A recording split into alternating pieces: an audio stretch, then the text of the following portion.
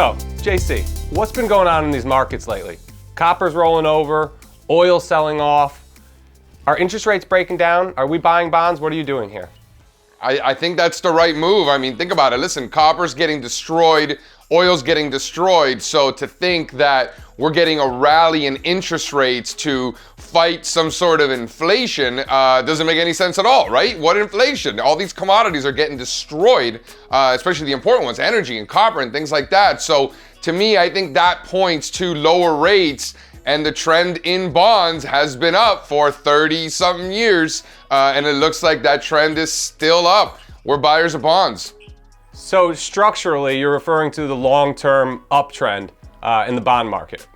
People have been looking for the end of the bond market my entire career, and we're going on pushing 2 decades now. So everybody's always looking for that turn. I mean, myself included at times. It's just currently, we're just not seeing that, right? We're seeing continued buying pressure and flow into the bond market, and the expectation that interest rates are gonna fall and they're gonna break below all those lows from the past decade.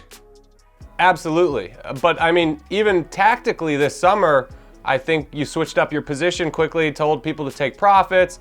TLT and some of the other bond vehicles and bond ETFs that people use to express their thesis on bonds kind of hit your upside objectives, and you expected some consolidation. Now that you've got that, what are you seeing from these bond ETF price charts now? Listen, you know, after big moves like what the bond market had going into last year, markets can digest those gains either through time, right, with a sideways consolidation, or they could do it through price with a downside correction. And the healthier of the two is obviously a more sideways grind. And that's what we've seen from the bond market. I mean, I really did have higher expectations for interest rates. I didn't really think the bond market was a good place to be, and it wasn't.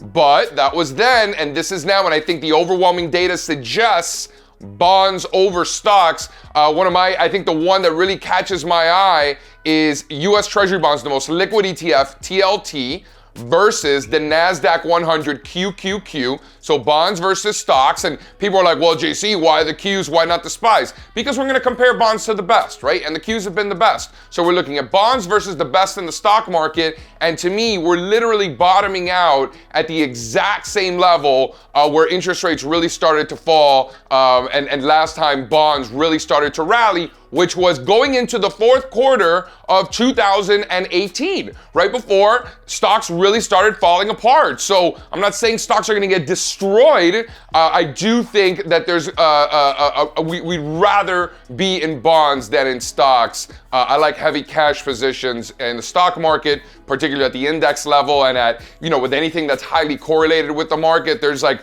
you know, a lot of stuff that is less correlated with S&Ps, but which I'm okay with. But for the most part, I like cash in the stock market and I like bonds for probably the next couple of months.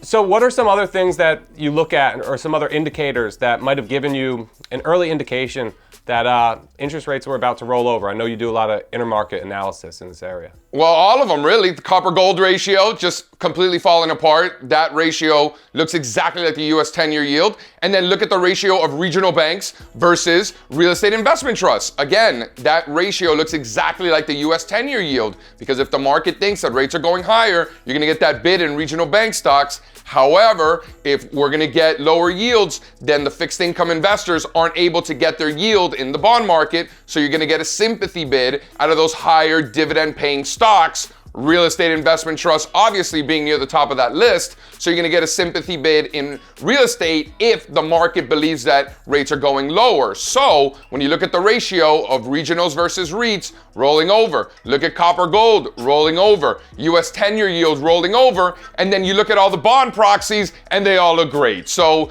to me, we're buying bonds not just on an absolute basis, but over all of the other areas, whether they be stocks or precious metals. I'd rather be in bonds. I think there's also one more cool intermarket ratio ratio chart of, was it small versus large caps? That's at a key support level, a key prior low.